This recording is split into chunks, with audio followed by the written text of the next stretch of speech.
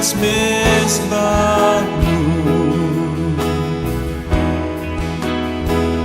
Di sini kami berkumpul, segenap hati, segenap jiwa, rindu hadirat-Mu.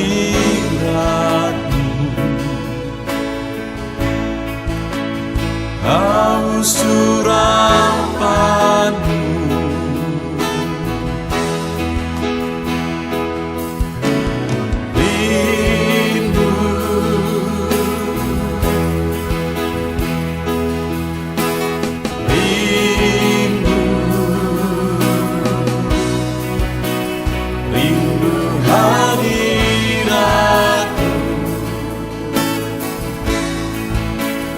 penuhilah kami.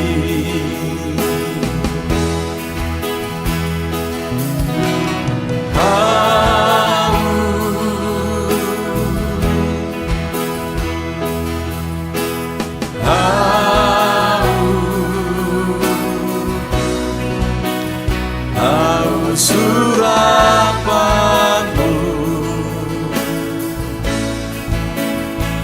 puaskanlah sekarang.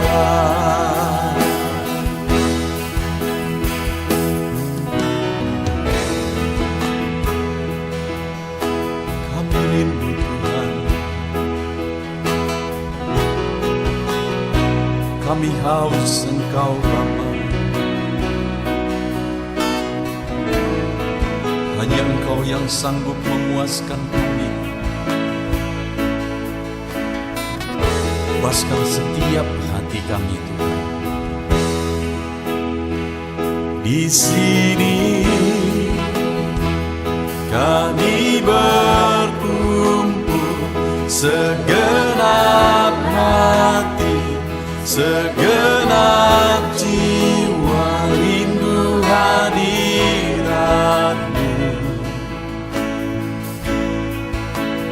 Haus urapan-Mu,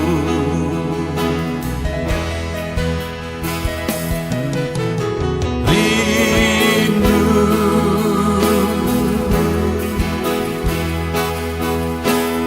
rindu, rindu hadirat-Mu. Penuhilah kami.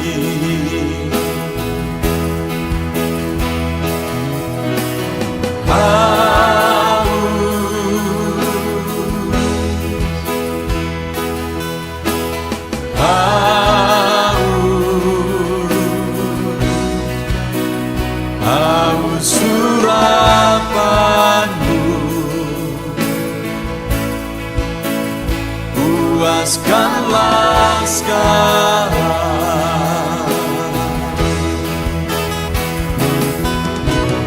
Rindu,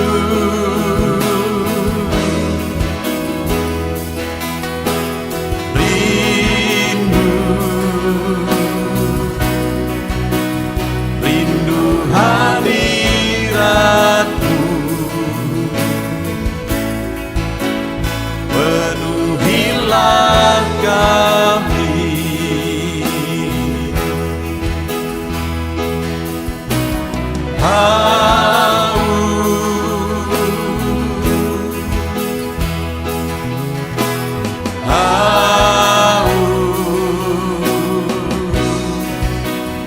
Haus urapan-Mu,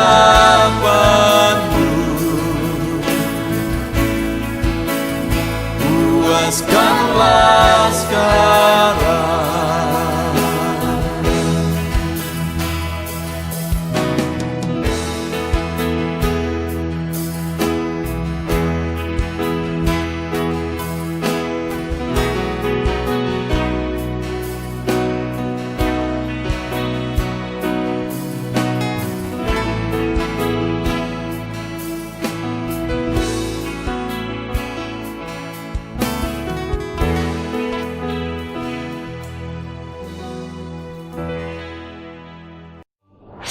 Puji Tuhan saudara, lagu penyembahan yang indah yang telah memberkati kita semua.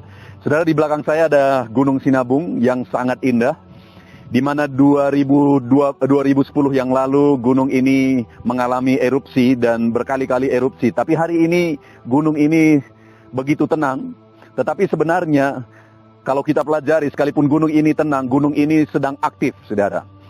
Demikian juga di video pertama kita sudah belajar bahwa terkadang kita berpikir bahwa Tuhan itu tidak sedang bekerja ketika kita tidak lihat pekerjaannya nyata seperti yang kita inginkan. Tetapi pada faktanya sebenarnya Tuhan itu bekerja. Kita sudah belajar di video pertama dari Yohanes pasal 5 ayat 1 sampai ayat yang ke-18. Di sana kita sudah belajar di mana Yesus menyembuhkan orang sakit di kolam Bethesda. Lalu kemudian orang-orang Farisi marah karena Yesus melakukan itu pada hari Sabat. Tetapi untuk menjawab kemarahan mereka, Yesus berkata di ayat 17. Tetapi ia berkata kepada mereka, Bapakku bekerja sampai sekarang, maka aku pun bekerja juga. Yesus menegaskan bahwa Allah Bapa masih bekerja dan dia juga masih bekerja dan tetap bekerja. Maka hari ini dengar saudara, Yesus menegaskan kepada saya dan saudara bahwa dia masih bekerja sampai sekarang. Dia masih berkarya sampai sekarang. Dan dia mau berkarya dalam kehidupan saudara. Di video pertama kita sudah belajar bagaimana dia bekerja dalam kehidupan orang yang sakit sudah 38 tahun itu. Di mana dia datang ke kolam Bethesda dan firman-Nya mencatat di ayat yang ke-5 sampai ayat yang ke-7 dicatat di sana bahwa dia datang ke sana dan dia lihat orang itu sedang sakit. Hari ini pun Tuhan lihat kehidupan saudara. Lalu kemudian firman-Nya mencatat juga bahwa dia tahu, ayat yang ke-6, bahwa dia tahu bahwa orang itu sudah lama dalam keadaan itu. Yesus juga tahu segala sesuatu dalam kehidupan saudara. Lalu kemudian dia tawarkan jalan keluar, maukah engkau sembuh? Dan Yesus juga mau menawarkan jalan keluar dalam kehidupan saudara. Pertanyaannya, apakah saudara percaya bahwa Yesus melihat dan dia tahu kehidupan saudara? Pertanyaannya, apakah saudara mau menerima Yesus mau bekerja dalam kehidupan saudara, dia menawarkan jalan keluar dalam kehidupan saudara? Itu yang sudah kita belajar di video yang pertama. Di video yang kedua ini, hal yang lain yang saya ingin kita belajar itu di ayat yang ke-8 dan 9 saudara. Di mana di situ setelah Yesus berbincang dan menawarkan jalan keluar kesembuhan kepada orang sakit itu, lihat ayat 8, kata Yesus kepadanya, bangunlah, angkatlah tilammu dan berjalanlah. Dan pada saat itu juga sembuhlah orang itu, lalu ia mengangkat tilamnya dan berjalan. Tetapi hari itu hari Sabat. Orang itu memang tidak dicatat di sini bahwa dia sakit lumpuh. Tapi dari ciri-cirinya kemungkinan dia sakit lumpuh karena dia terbaring di sana dan Yesus suruh bangkit dan suruh mengangkat tilam. Nah, saudara, sudah 38 tahun dia ada dalam keadaan itu. 38 tahun dia sudah berusaha dan berjuang, tetapi selalu gagal. Dan sudah sekian lama orang-orang sudah tidak peduli kepada dia. Tapi kali ini Yesus menawarkan. Tapi saat Yesus menawarkan ada hal yang berbeda. Di mana saat dia sedang sakit, Yesus berkata, bangunlah, angkatlah tilammu dan berjalanlah.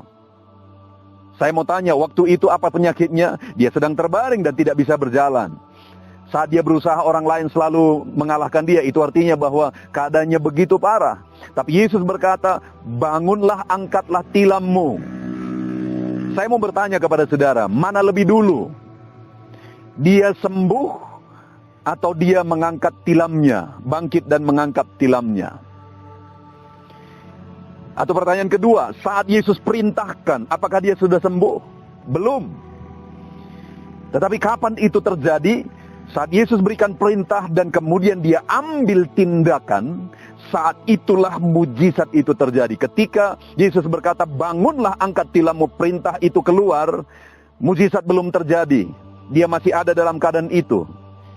Tetapi saat dia bertindak, dia bangun, dia angkat tilamnya, di saat itu jugalah mujizat terjadi. Karena dikatakan ayat 19, dan pada saat itu juga sembuhlah orang itu dan ia mengangkat tilamnya dan berjalan. Saudara, hari ini Mungkin saudara berpikir bahwa bagaimana sehingga Yesus memberi perintah padahal udah tahu orang itu ada dalam keadaan sakit. Saya mau tegaskan kepada saudara bahwa Yesus, Tuhan tahu ketika memberi perintah kepada saudara, Dia tahu saudara sanggup atau tidak melakukannya. Saat Dia beri perintah kepada orang itu, sebenarnya orang itu sembuh duluan, baru orang itu bisa bangkit dan mengangkat tilamnya. Tetapi pasti ada niat sehingga mujizat itu terjadi. Artinya apa? Kalau hari ini Yesus memberi perintah, Dia terlebih dahulu memberikan mujizat dan kekuatan bagi saya dan saudara untuk melakukan perintahnya. Dia suruh orang itu bangkit dan angkat tilam. Itu hal yang tidak masuk akal. Tetapi Yesus tahu, Tuhan tahu perintah yang dia berikan itu. Dan Dia beri kekuatan kepada orang itu untuk melakukan perintahnya. Dia sembuhkan orang itu sehingga orang itu sanggup mengangkat tilamnya dan sanggup mentaati perintah Yesus. Hari ini pun saudara, mungkin seringkali banyak kali dalam kehidupan kita ada firman Tuhan, ada perintah Tuhan yang tidak masuk akal, yang tidak sanggup untuk kita lakukan. Yang kadang-kadang kita berpikir bahwa tidak ada gunanya melakukan ini.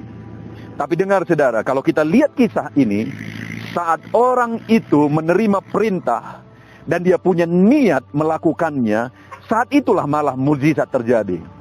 Saat itu Yesus melakukan mujizat dan akhirnya orang lumpuh itu sanggup melakukan perintah itu. Karena Yesus terlebih dahulu melakukan mujizat. Hari ini saya mau menegaskan kepada saudara, bagaimana cara Tuhan bekerja. Kalau Dia menegaskan ayat 17, bahwa Bapa masih bekerja dan Yesus pun masih bekerja sampai sekarang, bagaimana cara Dia bekerja dalam kehidupan kita. Dia bekerja sesuai dengan perintah atau firman-Nya dalam kehidupan kita, saudara. Mungkin banyak firman-Nya, perintahnya yang tidak sesuai dengan keinginan kita. Bahkan kadang-kadang kita merasa tidak sanggup. Dengar, kalau Allah memerintahkan, Dialah yang memberi kekuatan bagi saya dan saudara untuk melakukan perintahnya itu sehingga Dia akan melakukan mujizatnya. Itu sebabnya apa yang menjadi perintah Allah, sekalipun sulit dalam pikiran saudara, mari kita tetap lakukan. Karena Dialah yang akan memberi kita kekuatan untuk melakukan. Hari ini apa keadaan saudara? Yesus lihat, Yesus tahu, Dia tawarkan jalan keluar. Dan yang kedua, Dia tawarkan supaya saudara hidup seturut firman-Nya. Karena saat saudara hidup seturut firman-Nya, saat itulah Dia lakukan mujizat. Dan kalau saudara merasa berat untuk hidup seturut firman-Nya, dengar, Dialah yang akan memberi kekuatan bagi kita untuk kita kuat berjalan dan melangkah seturut firman-Nya. Mari anak-anak Tuhan, alami Yesus, alami Tuhan bekerja dalam kehidupan saudara. Alami Dia berkarya dalam kehidupan saudara karena Dia masih bekerja sampai sekarang. Bagaimana caranya? Lakukan perintah Allah. Sekalipun sulit, sekalipun kadang-kadang tidak masuk akal, kerjakan saja karena Dia yang akan memberi kekuatan bagi kita untuk melakukannya. Dan saat kita melakukannya, saat itulah mujizat terjadi karena Dia bekerja sesuai dengan firman-Nya. Tuhan memberkati saudara. Mari kita sama-sama terus melangkah seturut firman Allah. Ketika kita melangkah seturut firman Allah, Dia berikan kita kekuatan. Dan saat itulah Dia lakukan mujizat. Tuhan memberkati kita semua saudara. Mari kita berdoa. Terima kasih Bapa di sorga. Saat ini kami kembali menerima firman-Mu. Bahwa perintah-perintah yang Kau berikan itu adalah perintah yang Engkau sendiri yang akan memberikan kekuatan bagi kami untuk melakukannya. Dan kami tahu Tuhan bahwa Engkau akan bekerja sesuai dengan firman-Mu, sesuai dengan perintah-Mu. Itu sebabnya kami mau jalani kehidupan kami, melangkah seturut perintah Tuhan, melangkah seturut firman Tuhan. Dan kami akan melihat Tuhan bekerja dalam hidup kami. Terima kasih Bapa. Dalam nama Tuhan Yesus Kristus kami berdoa. Puji Tuhan saudara. Tentunya renungan pendidik jiwa hari ini sudah menjadi berkat bagi setiap saudara yang menyaksikan. Mari kita terapkan firman Tuhan dan raih janji firman Tuhan dalam kehidupan kita sehari-hari. Dan jangan lupa saudara, perkembangan channel ini tidak terlepas dari partisipasi saudara untuk mensubscribe, like, mengkomen, dan men-share kepada lebih banyak orang. Terima kasih buat partisipasi saudara. Tuhan Yesus memberkati.